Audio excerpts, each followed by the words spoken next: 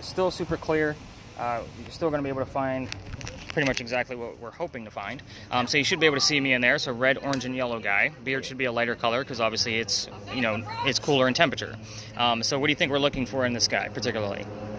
Probably a formation cold spot or right. warm spot. Or Cold, yeah. Right. So it's always usually coming in threes. So I was waiting for a third one. So we are literally looking for cold spots with this guy. So with this being a FLIR, just so you have an example, like this is the same camera a fireman would use to go help people inside of a burning building. So that way he can actually kind of get the gist of where people are at through the flames. So the cold spots, would they be the same color as your beard down there? They're going to be blue and black. Blue and black, okay. Okay, so blue and black are obviously, so I'll put it on where there's going to be some windows. So those windows, because they're glass, and I am now at a frame. So those windows should be in a blue or black, I'm guessing. Yes. I'm looking for those blue and black areas to either take shape or to start moving on their own. That's what we've caught in the past. When I say take shape, I'm looking for a head, shoulders, moving arms, and legs. So we've had that in the past, and again, there can be cold anomalies that will move across. The upgrade actually gives us a blue dot that will kind of bounce around the screen, giving us the coldest spot in the frame. This one doesn't do that, unfortunately. So I'll be kind of looking for anything, for example, like my arm is right here. It looks like my hand. Yeah, it's going to be my arm. So if there was like a blue or black area just kind of hovering and going over my arm, that it's obviously, we don't have any wind going on right now to create that kind of cold spot. So I would be looking for things like that, if that makes sense. You're going to be looking, again, for those blue and black areas, and there's a center crosshairs on there, so you can move the camera to measure whatever it is you want to measure. So you just have to move the camera, because it's always going to stay stapled right there in the middle of the screen. So it is, what did I write down as far as our ambient temperature tonight? In the event that you do find a cold spot that is moving around and you capture it on there, I look for 15 plus degree temperature drops, which it's 72 degrees out here ambient, so I'll be looking for 55 degrees and colder, 57 degrees roughly. So you're getting the point on that. So 57 degrees and colder is obviously something we're going to be able to see on this particular guy. So this is your start and stop button. When you're handling this guy, I'd be actually kind of curious because I don't think I've ever used that with somebody that was vaping. So if you vape pretty heavily, like big clouds, I'd be curious to see what the hell that looks like on that camera. Sure.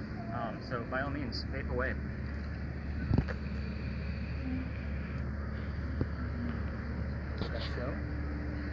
I see nothing.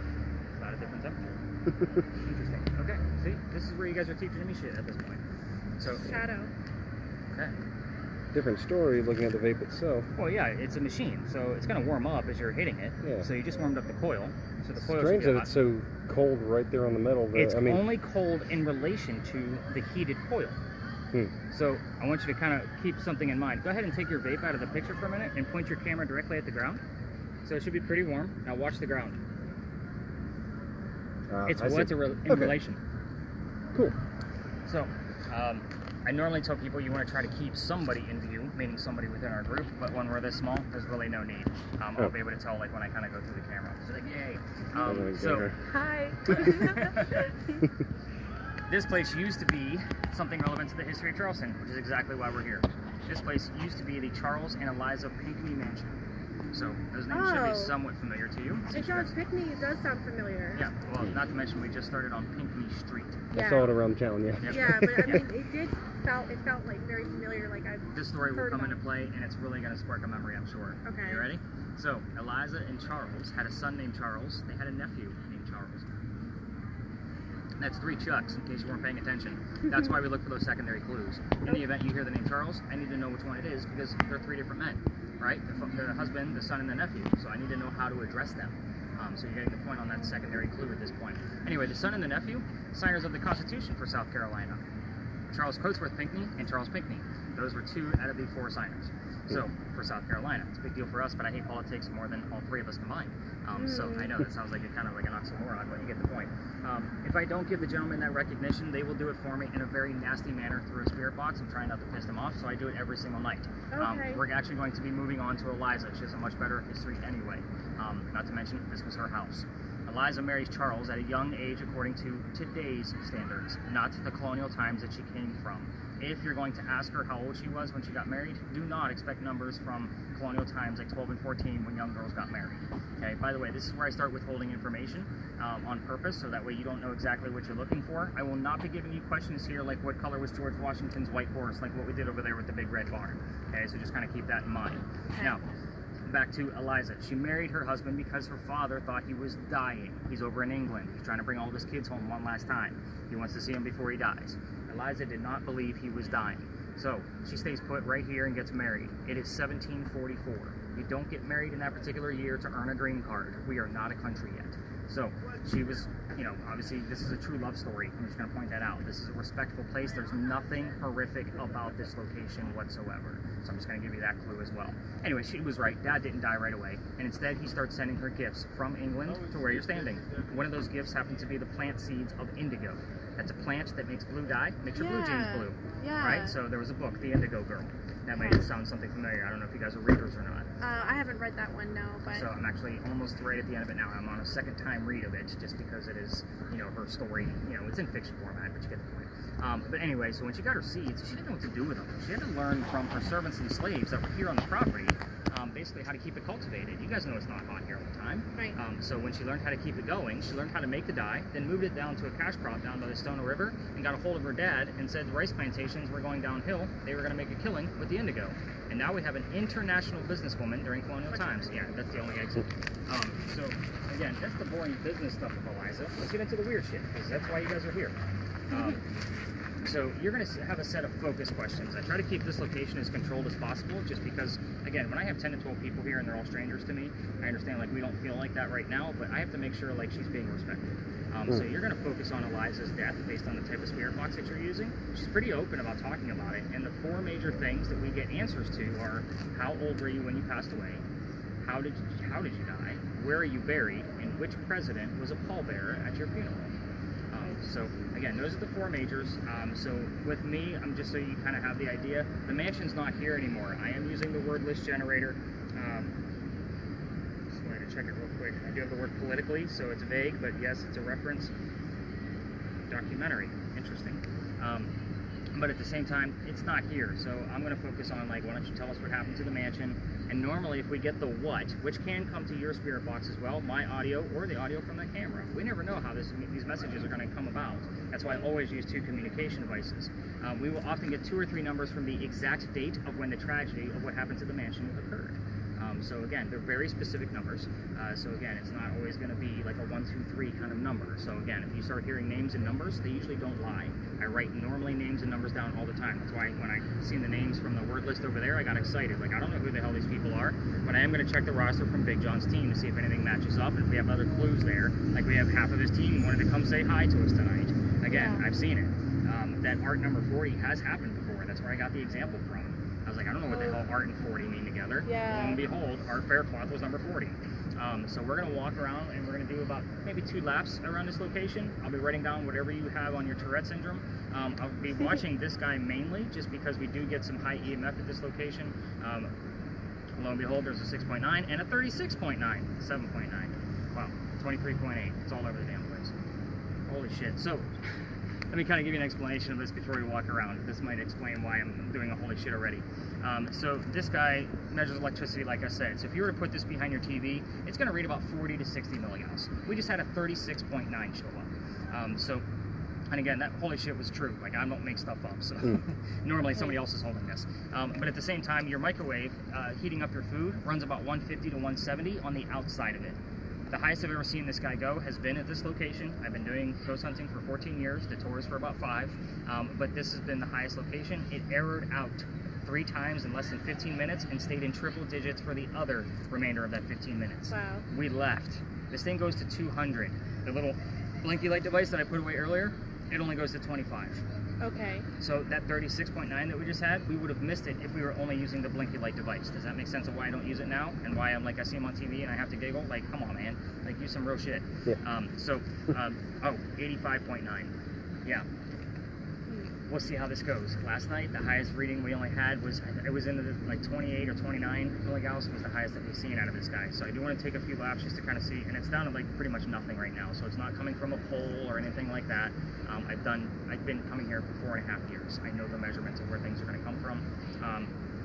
And nothing influences this particular location, this pole or that pole over there. What about cars? So the cars, depending on what type of car it is, an electric car, yes, it's going to influence it for sure. I might see it like 18 to a 22, roughly. But again, most of the time, there's no cars in here. Like Sunday through Thursday, this lot is empty. It's Fridays and Saturdays where we're going to see anywhere between 6 to 12 cars in here.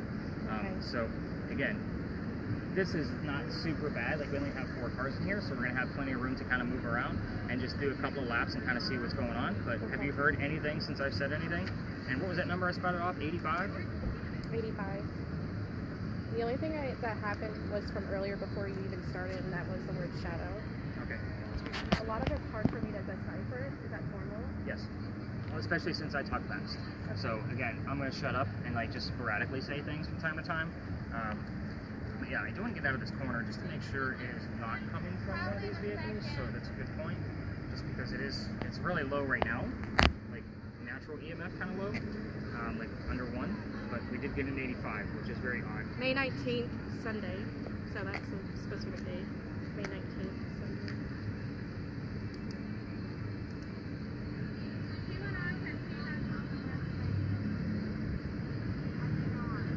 In your head.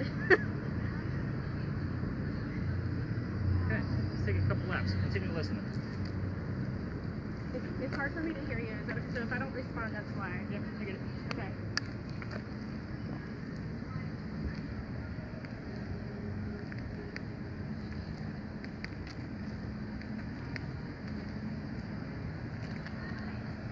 Very strong.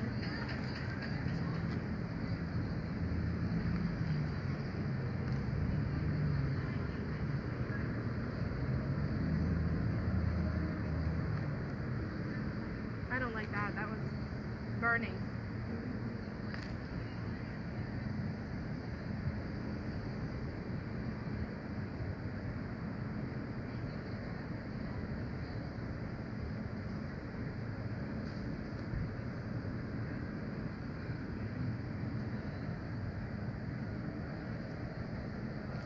I'm going to turn it up a little bit louder because it's hard for me to pick out stuff.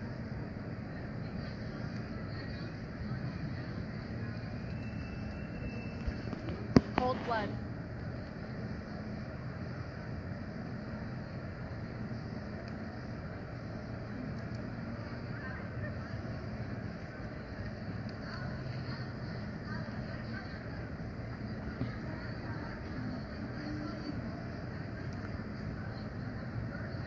I heard a very specific laughter.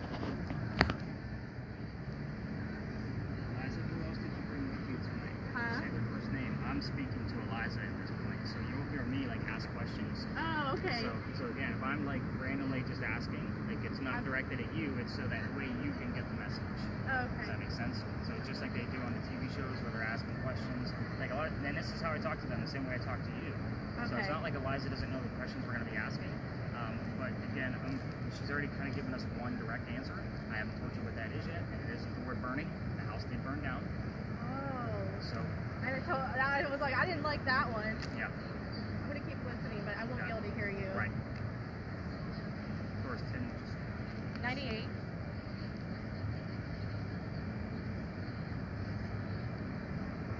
Eliza, what were Awareness. the date of the fire that took out the beautiful home that was once here? Yeah. This town. Yeah. What was the date of that big fire? Can you give us the date?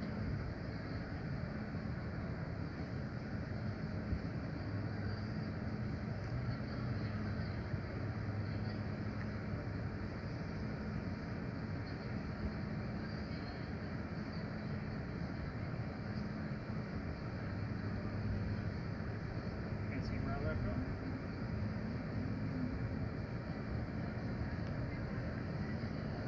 What she's doing, I Tim, hear God a lot. it's not easy.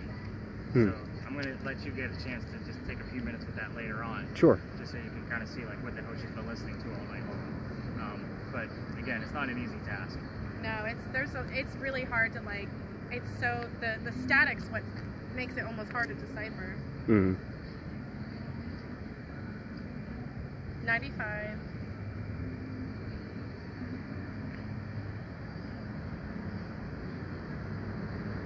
Anything funny business on your camera? Haven't seen anything yet.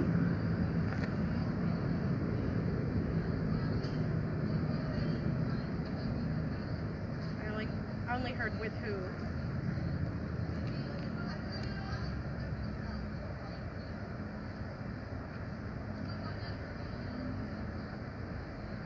Hey, Eliza, we're gonna take a quick lap. Life.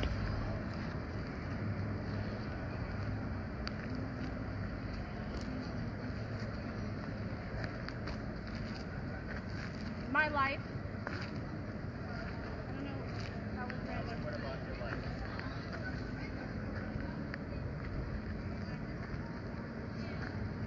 Recognize. I'm here every night, recognize. Born in something. Reading a fiction story about your life. I know it's fiction. It's still interesting nonetheless. People have aged and then parents.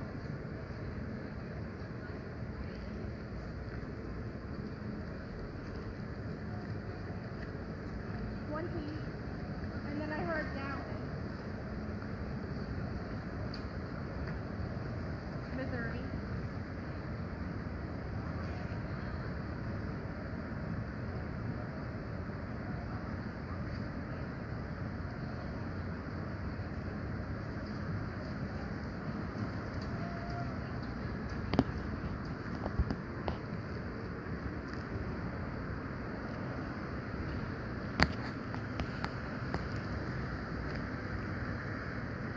Can't take it all.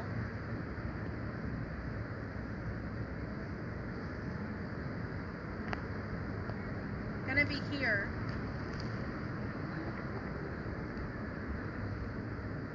Eliza, we're still looking for the date of what happened to the mansion. We're gonna wrap this up in just a minute. If you can give us 1 or 2 numbers from the date, I would be entirely appreciative.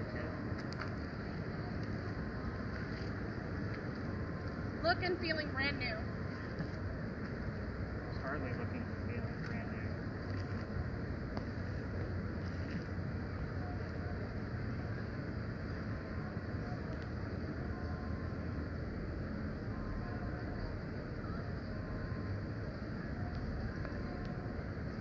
Eliza, we're gonna wrap it up. Can you tell us goodnight?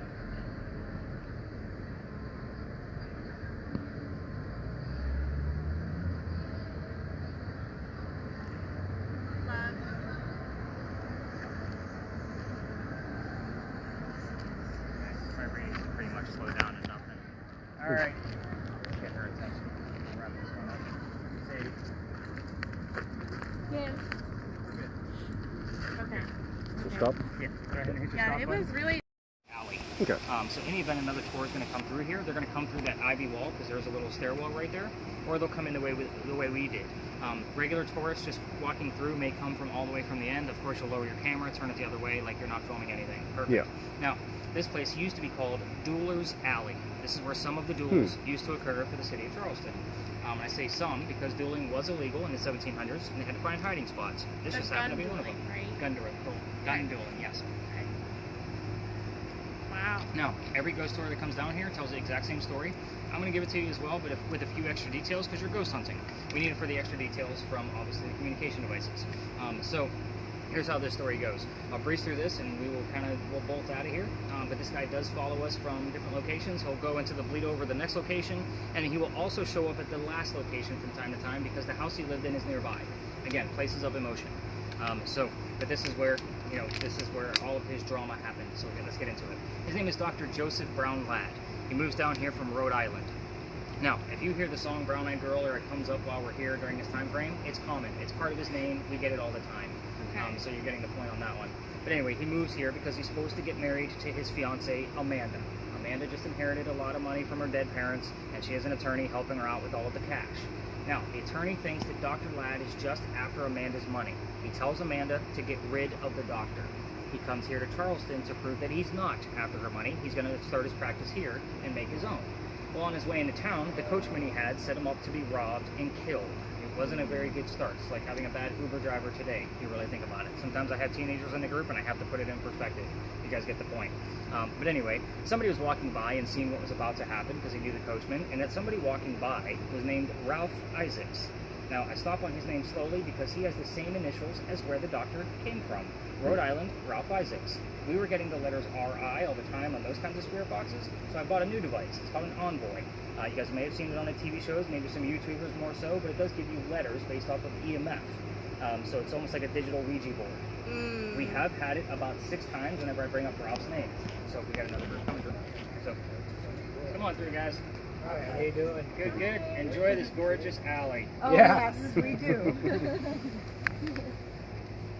So we'll let them pass through as well. We'll kind of get through this. That's what you mean by stir. Oh, yeah. Yeah, because sometimes, sure he likes it. Not yet. They don't know the rest of the history yet. Oh, you're waiting for your... So, Oh, they have their headphones on. You're doing a headphone tour? I'm so confused right now. so normally when I have my large groups out here and we all have a bunch of blinky light devices, everybody walks by going like, what the hell is going on there? Like, we are the weirdos, in case you're wondering where they're at tonight. That's nothing new for me. I'm used to being Yeah, weird. so you'll see why she actually asked you guys that question here in just a minute. That's a little concerning, though. I don't know if I like that question. Yeah, Did you hear it? What am I supposed to do? you'll know here in just a minute. That's cool. So, now, Should I take my headphones off, or? completely up to you. But anyway, Ralph tells the doctor, dude, I know this guy, the coachman. He's going to try to kill you. Come with me to 59 Church Street, and you can rent a room, and you'll be safe and good to go. The doc took him up on the offer, and they're now friends because he now lives at 59 Church Street. So he took him up on Ralph's offer. The longer the doctor stays here, the more money he's making, and he's proving his point he's not after Amanda's money. She gets wind of this, she's moving down so they could be married, and Dr. Ladd then became known as the Whistling Doctor, hence why she asked you if you've heard him yet. Every ghost story tells you to listen to the whistles while you're here.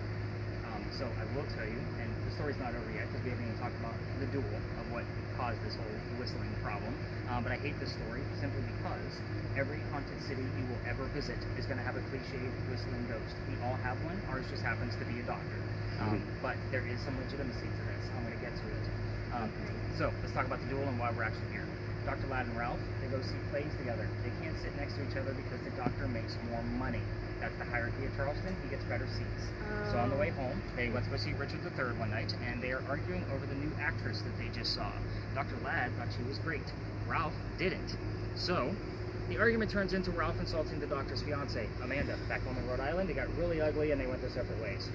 Ralph has friends around town, like I mentioned earlier, so he goes to the newspaper friends and he says, place an ad for me telling the whole city of Charleston what I think of Dr. Ladd. It was kind of a, you're a disgrace to society kind of bullshit. Dr. Ladd saw this ad in the paper, but rebutted with, let's go to Dueler's Alley. We're going to settle this shit once and for all. Keep in mind that this whole argument started over in Actress. So pretty dumb shit. That's okay. Yeah. So the two gentlemen came down here, back to back. They took their 10 paces away from each other. They turned. Doc points his gun in the air. He shoots. He didn't want to kill his friend. He just wanted to have the courage to show up to the fight, which is often what happens at a gun duel. Ralph has his one bullet still in his flintlock, and he puts it in the kneecap on the doctor to prove his point. He's not willing to forgive, but he didn't want to kill his friend either. Doc didn't die. He fell to the ground. His friends picked him up, took him home to 59 Church Street, where he died 10 days later, November 2nd of 1786, after refusing medical treatment. Pointing out two things. Gunshot wounds back then, 1786, a lot different than what we know of gunshot wounds now. Secondly, he is a doctor. He probably just thought he had lead poisoning and tried to bleed it out himself. But he failed, because he died. Now, like I said, every tour tells you, listen for the whistles while you're here. That couple looks like they're coming back, or a new couple coming by. But it is always this quiet down here, just so you know. Busy Saturday afternoon, this is what it sounds like, unless, of course, it's covered in ghost tours. Now, we are running a video camera plus my voice recorder. If we're going to get a disembodied whistle, more than likely it will come up on one of these two devices. However, ear device, loves to give us the whistling part of the song and then the word doctor from a commercial immediately after. Again, I don't look for that shit. It happens. I can't tell you how many times. We're probably up to at least over 100 over the past couple of years. How you doing, guys? Hi. So, if you're going to try this on your own and you're going to walk through this alley while you guys are here without me, because I've actually been kicked out of here, we're going to talk about that in just a minute.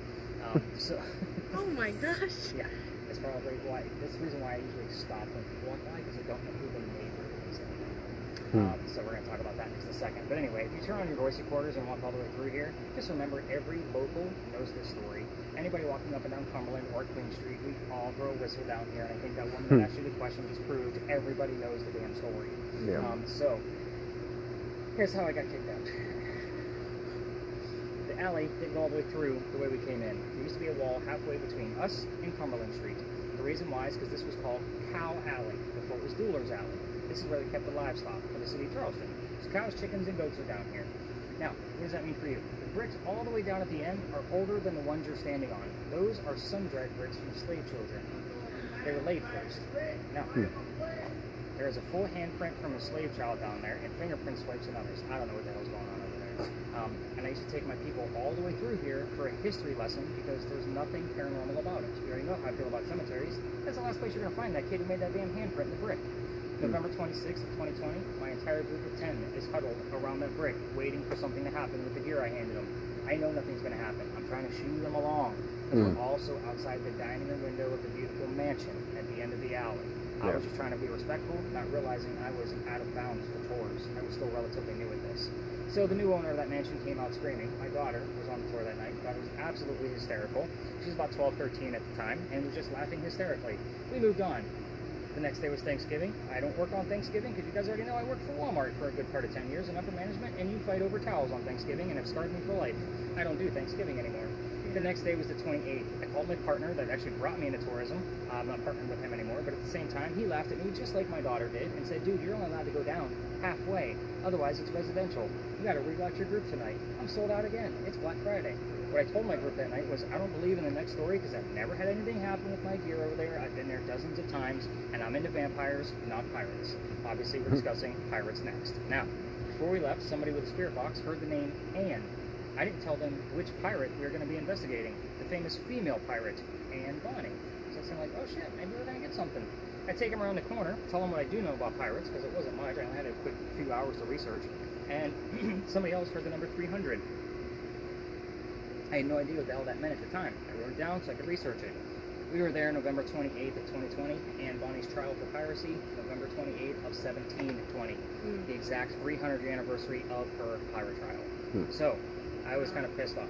Let me explain. I told you, I got a high degree in English and master's in creative writing.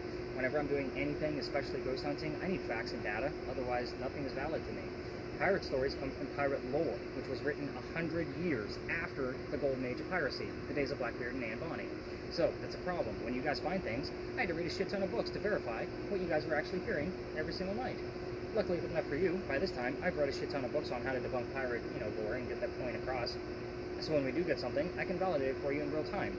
It is a 50-50 roll of the dice, so she'll be there. I'll explain once we get to that location, but hopefully you're going to get things from Dr. Ladd as well. That's the whole point of why I even kept him in her location. Yep, because we're going right over there. We're just going to go up and around. Cool. So at this point, you can probably stop your cam and kind of give your hands a brakes. So that way when we get around the I'm happy just to sit here with you guys, and if you guys just want to listen in and you want to film slowly while you have your smoke, how about it? That way I get to kind of vape. I'm just going to smother you with tobacco. You okay with that? She's like, damn it. It's okay. I'm hyper focused on this, so I'm not gonna even. My senses are very like. I'm not gonna hear it out or sense what's going on. But, by the way, that is our tallest steeple. The laws around here do not allow any building to go any taller than that steeple. That way we can keep our beautiful skyline. I heard the number 90 and then bachelors, but not together. Okay.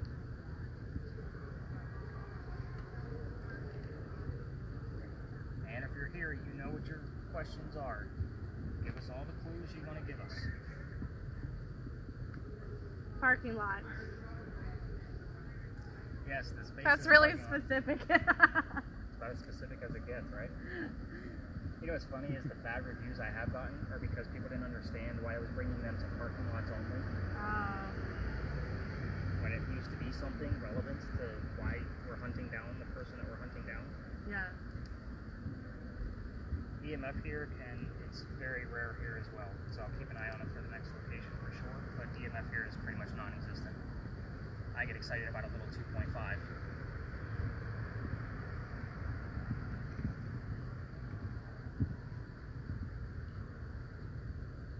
I mean, I don't understand why they get upset. The locations or the parking lots are right next to landmarks, right? Right. So, Well, it allows 10 to 12 people to spread out so you're not influencing each other either. yeah. Because imagine, like, you're going to be working with who you came with. That's why I always try to match up a camera with a spirit box. But there's always a piece of communication. Even if I have 5 parties of 2, everybody has a piece I'm of gonna show you communication. some amazing options. Secretly something. Proud. Secretly proud. Okay, let's see.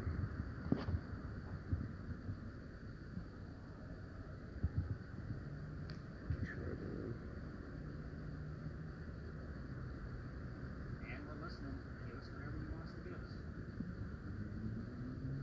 I got the little word box right here, too, if you want to use that.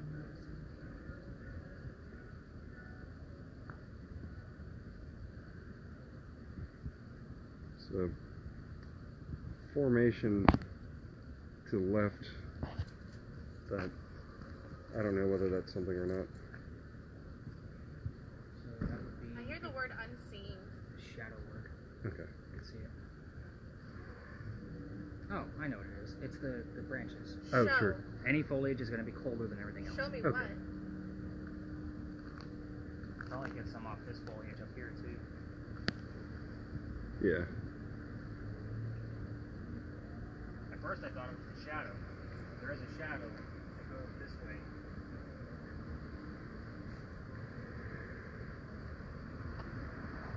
Which would make essentially that location cooler. Sorry if I was in the way.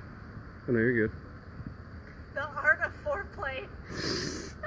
We do get a lot of sexual answers. That's here. funny. We get it all the time.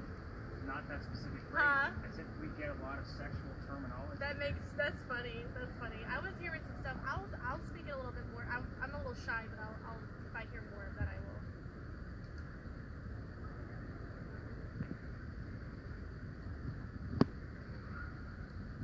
Thanks, man. What else do you want to give us? You can get dirty. We're all adults here. Passionate baby.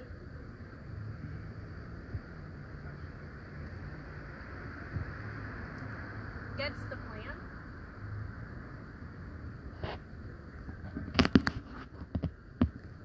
Dr. Ladd, if you're here, you know your code word. Let us know you're here. Show you out.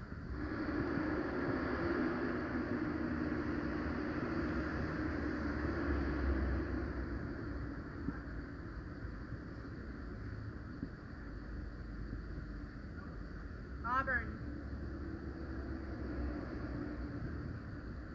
That was random.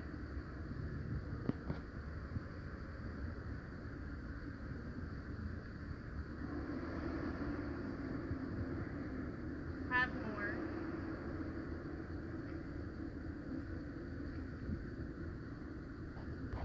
Use the body of.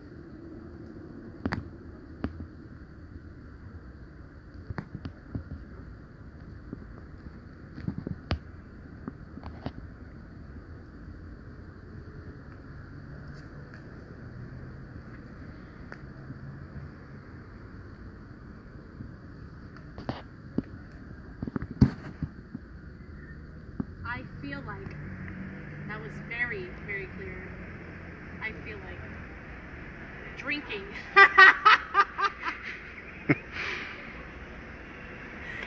Yeah. I'm sorry I don't have alcohol.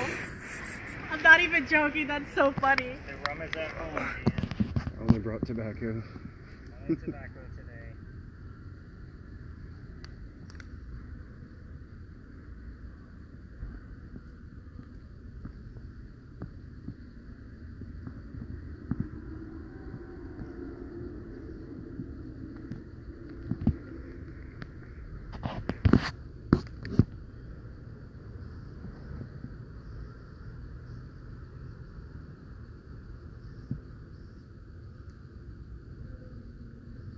don't know what HR positive is. HR. That seemed like a medical. I don't know.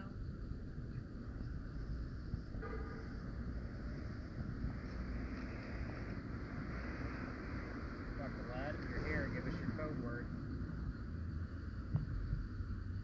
It feels like a lot of romance songs are playing. I don't know if that's any significance. I want to keep listening.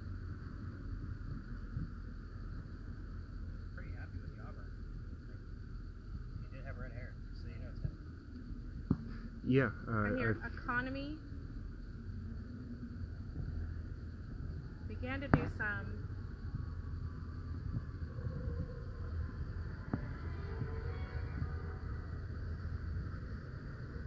The market's still running.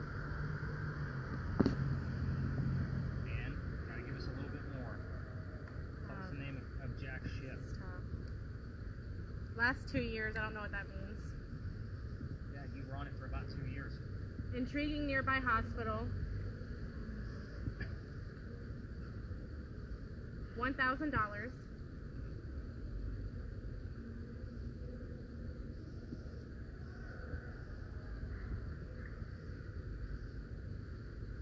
Tech savvy. Savvy. I don't know. This ain't a Disney film. Look how her voice echoed, though. yeah, tech savvy. She woke up the dead people in that cemetery over there, I think. Yes. Where is something? And we're gonna call it quits if you're not gonna give us anything. Massive. And Bonnie going once. Give us the name of one of your parents. I know you've given us that numerous times. That was usually pretty easy for you.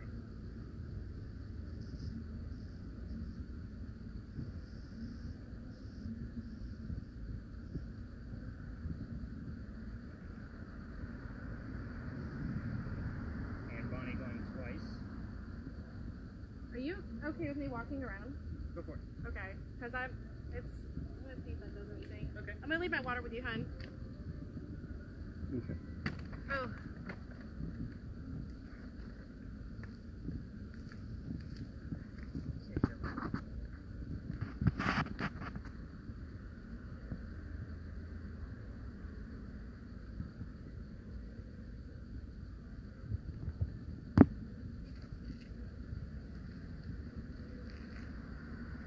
Wow, I don't think I've ever seen that word on here.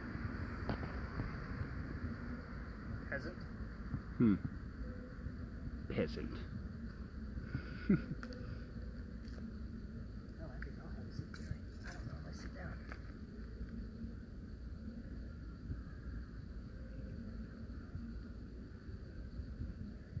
Juna. Don't know what that is. Because Juna. She's got the word depart. Help me. I don't like that. Grant.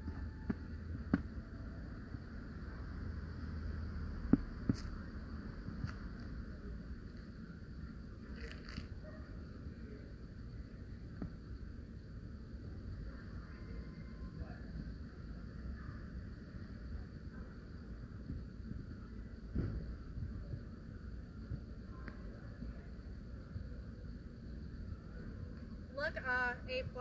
Don't know what that is.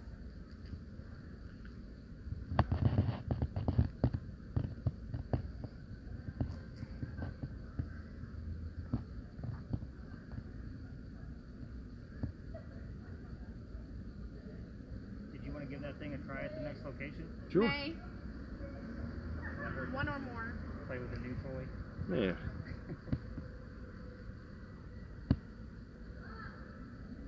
The words I do.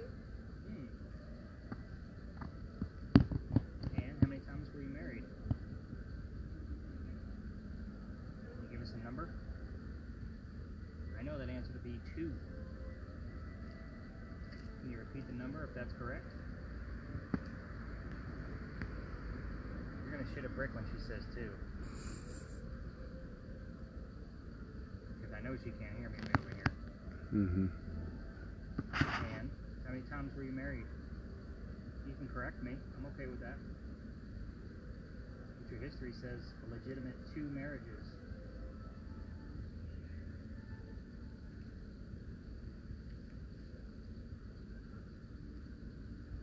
Oh, she's like laser focused. She always like that? Yeah. Or is it just because it's ghost hunting and she's been dying to try this? Oh, I mean, she's like this when she really cares about something. But most times she's ADD.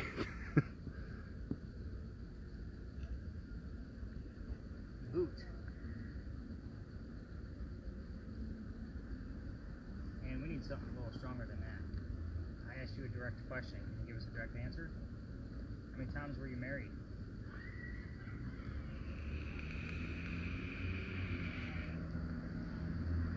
You don't find mods that big anymore. How long have you had that thing? It's been a few years. Yeah. What'd she say, last year? Mm-hmm.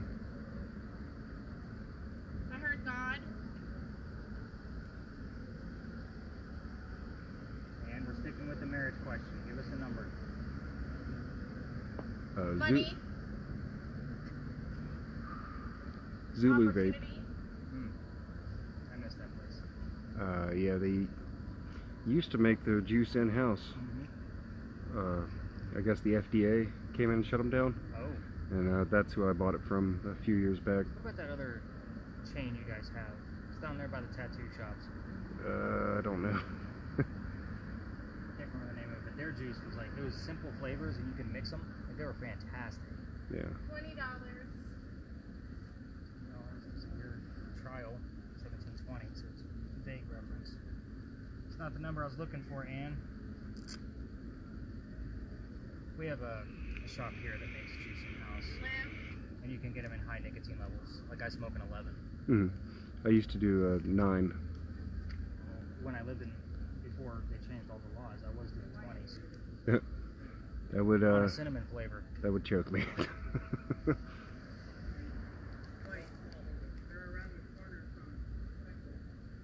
I think we can call it. Okay. So, In a crowd.